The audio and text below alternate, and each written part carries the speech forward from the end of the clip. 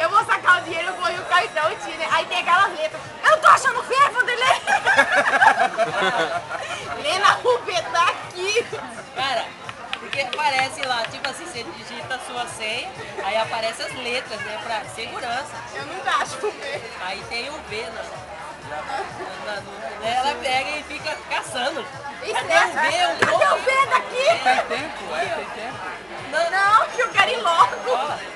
Não, mas não precisa disso aí. É porque ela quer ser objetiva demais, não vai. Demorar cancela.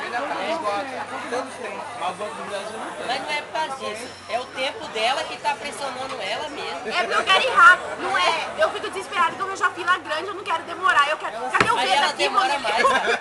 Aqui não tem Não, V. e tá assim, ó, corrige, cancela, ela cancela. Volta tudo de novo, cara.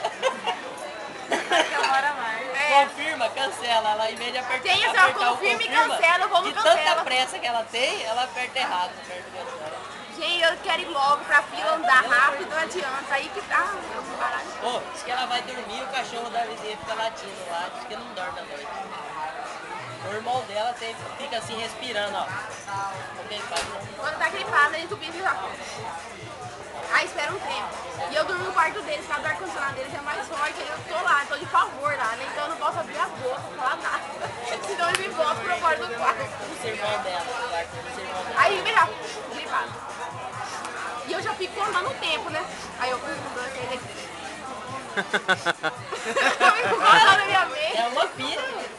Eu falei assim, porque pelo amor de Deus, para de ficar fazendo isso daí. Como que eu tô com tanto medo? Eu ando o tempo na minha cabeça. Demora uma